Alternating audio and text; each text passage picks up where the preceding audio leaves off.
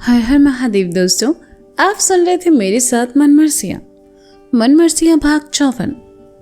वेदी गुड्डू से झूठ बोलकर चली गई, पर गुड्डू ने जब थोड़ी देर बाद शालू को अपने घर के बाहर देखा तो थोड़ा हैरान हुआ। गुड्डू नीचे आया, अपनी बाइक स्टार्ट की और वहां से निकल गया।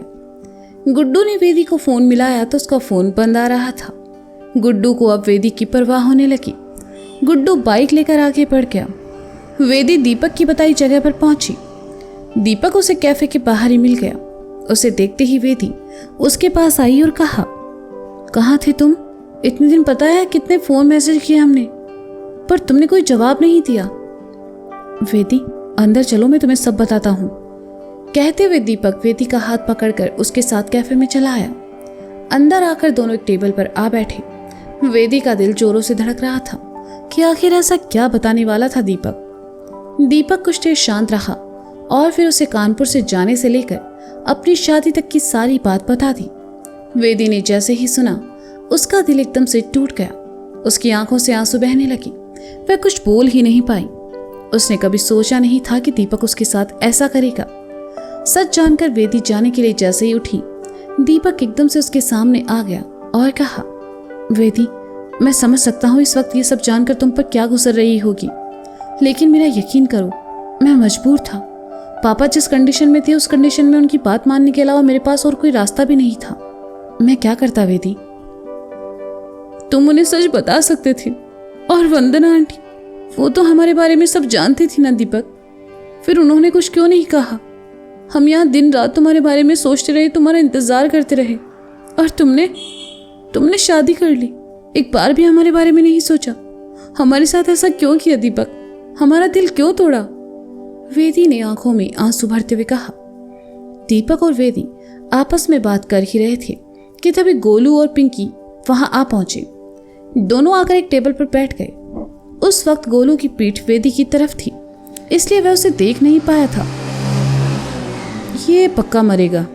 जिस स्पीड में ये बाइक लेकर गया है, पक्का कहीं ना कहीं ठोकने वाला है। खैर छोड़ो उसे।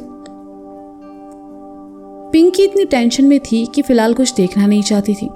गोलू ने पिंकी को परेशान देखा तो कहा, क्या बात है पिंकिया, इतना जल्दी में काहे बुलाई हो? सब ठीक है ना? कुछ ठीक नहीं है गोलू, पिंकी ने परेशानी भरे स्वर में कहा। जे बताओ हुआ क्या है? गोलू ने पिंकी के हाथ के अपने हाथ में लेकर कहा। महीना नहीं हुआ है हमको, पिंकी ने कहा तो गोलू असमझ की स्थिति में पिंकी का चेहरा देखने लगा और कहा, मतलब जे कि महीना नहीं हुआ है हमको, मतलब पीरियड। पिंकी ने खींचते हुए कहा। तो इसमें इतना परेशान काहे हो रही हो? गोलू ने कहा, जिसे शायद पीरियड्स के बारे में ज्यादा कुछ नहीं पता था। गोलू समझ आ भी रहा है हम क्या कह रहे हैं। एक लड़की के लिए महीना नहीं आने का मतलब होता है कि वो प्रेग्नेंट है। पिंकी ने कहा तो गोलू का दिमाग एकदम से ठंडा हो गया। वह कुछ पल के लिए चुप हो गया और फिर एकदम से कहा, मतलब तुम पेट से हो? पता नहीं, पर हमारा महीना नहीं हुआ है, मतलब हो भी सकते हैं, पिंकी ने कहा। पीछे बैठे लड़कों में से एक लड़का अपना फोन देख रहा था कि उसके फोन में गाना बजने लगा। ये गाना थोड़ा अश्लील है तो मैं यहाँ तो बिल्कुल नहीं गा सकती, पर आप समझ सकते हैं कि एल लग गए करके एक गाना है और उस वक्त वही बज रहा था। ये गाना इस वक्त गोलू की कंडीशन से पूरा मैच हो रहा था। वह पलटा और गुस्से से कहा, बंद करो यार, दिखाई नहीं दे रहा लड़की बैठी है साथ में, बात कर रहे हैं। गोलू के कहने से लड़के ने फोन बंद कर दिया। उन्हें शांति से बैठने का कहते हुए गोलू वापस पिंकी की तरफ मुड़ा और कहा, अच्छा तो तुम कह रही हो कि तुम प्रेग्नेंट हो? है नहीं गोलू, पर हो सकते हैं, चेक नहीं किया है अभी हमने, पिंकी ने खींचते हुए कहा। गोलू की आंखों के सामने पार्टी वाली रात के सारे सीन एक साथ घूम गए। उसका दिल कर रहा था जमीन पर बैठ जाए और पैर पटक पटक कर रोए और भगवान से पूछे कि इतनी चरस वो भी एक बंदे की जिंदगी में, क्यों भगवान क्यों?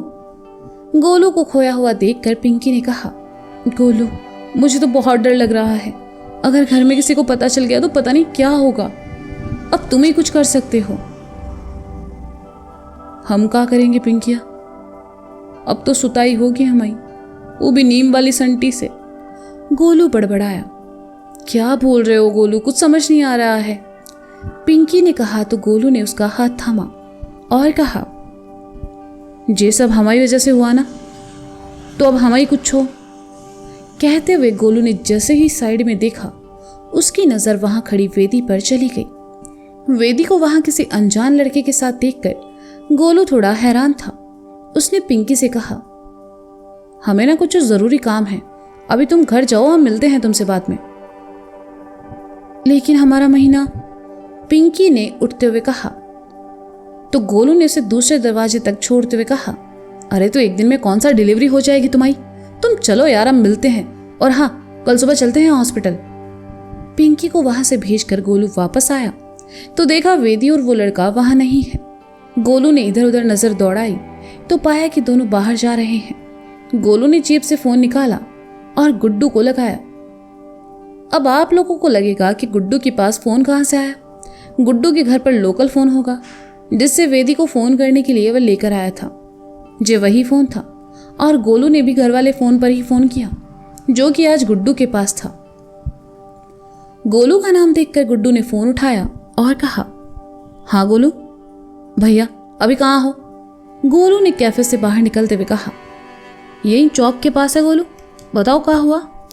गुड्डू ने कहा, चौक के बगल में जो कैफे है वहां पहुंचो तुरंत, अर्जेंट है। कहकर गोलू ने फोन काट दिया और सामने वेदी को मनाते दीपक के पास आया और कहा, हाँ भाई, क्या मैटर है? गोलू को वहां देखते ही वेदी के चेहरे पर हवाइयां उड़ने लगी। दीपक गोलू को नहीं जानता था इसलिए कहा, आपको क्या दिक्कत है, हम आपस में बात कर रहे हैं। साले बहन है जी हमारी। कहते हुए गोलू ने दीपक की कॉलर पकड़ ली। इतने में गुड्डू भी चला आया। दीपक को वेदी के साथ देखकर गुड्डू को गुस्सा आ गया। वह उसकी तरफ आया और गोलू को साइड कर दीपक की कॉलर पकड़ते हुए कहा, साले कहा था ना हमने हमारी बहन से दूर रहना। गुड्डू यार मेरी बात तो सुनो, मैं यहाँ सिर्फ वेदी से। दीपक बस इतना ही कह पाया कि गुड्डू ने उसे एक घूंसा दे मारा और कहा, साले नाम मत लेना हमारी बहन का। तुमको क्या लगा था तुम इसको बहला फुसला कर मना लोगे और ये फिर से तुम्हारी बातों में आ जाएगी? तुम पहले ही इसका भरोसा तोड़ चुके हो और फिर से नहीं तोड़ने देंगे बेटा। गोलू को माजरा कुछ समझ नहीं आ रहा था। वह वेदी के पास आया तो वेदी ने गोलू से कहा, गोलू भैया, गुड्डू भैया को रोकिए ना, वो दीपक को ना मारे। अरे मारने दो साले को, जरूर कुछ कांड किया होगा इसने, तभी ना मार रहे हैं। गोलू ने दांत खुजाते हुए कहा। वेदी ने देखा गोलू मदद नहीं कर रहा है तो वह खुद गुड्डू के पास आई और कहा, गुड्डू भैया रुक जाइए, इसे मत मारिए। नहीं वेदी, तुम नहीं जानती हो ये कितना बड़ा हरामी है। इसने जो किया उसके लिए हम तो का तुम भी कभी माफ नहीं करोगी। गुड्डू ने वेदी की तरफ पलट कर कहा। दीपक उठा और गुड्डू के पास आकर कहा, गुड्डू भैया एक बार हमारी बात तो सुन लीजिए, साले तुम्हें तो हम। कहते हुए गुड्डू जैसे दीपक की ओर जाने लगा, वेदी ने गुड्डू की बाह पकड़ के उसे रोक लिया और कहा, हम सच जानते हैं भैया।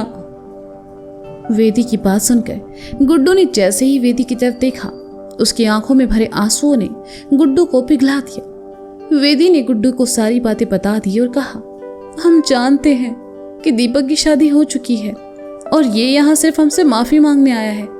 इसने कहा कि ये मेरे लायक नहीं है, मैं किसी अच्छे लड़के से शादी करके अपनी जिंदगी बिताऊं और इसे बुरा सपना समझकर भूल जाऊं। वेदी की बात सुनकर गुड्डू ने दीपक की तरफ देखा तो दीपक उसके पास आया और हाथ जोड़ते हुए कहा, मैंने जो वेदी के साथ किया उसकी सजा मुझे मिल चुकी है। आप गलत नहीं हो गुड्डू भैया, आपकी जगह कोई भी भाई होता तो शायद यही करता। मैं वेदी की जिंदगी से हमेशा हमेशा के लिए चला जाऊंगा।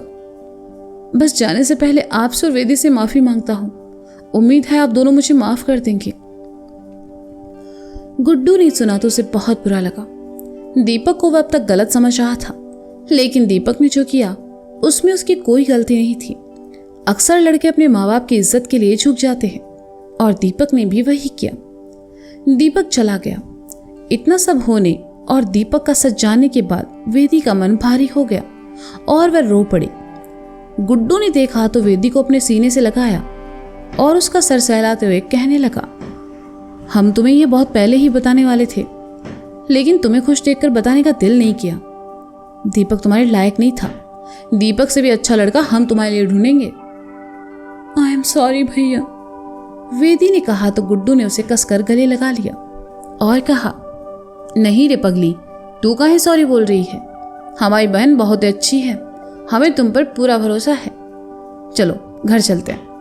गोलू को घर जाने का बोलकर गुड्डू वेदी के साथ अपनी बाइक से घर के लिए निकल गया। उसकी आंखों में नमी तैर गई और मन में एक चुभन का एहसास होने लगा। वेदी के दर्द को वह अच्छे से महसूस कर सकता था, क्योंकि कभी तो दिल उसका भी टूटा था।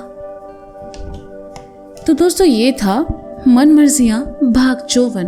और क्या लगता है आपको, पिंकी के महीने का अब गोलू क्या करने वाला है?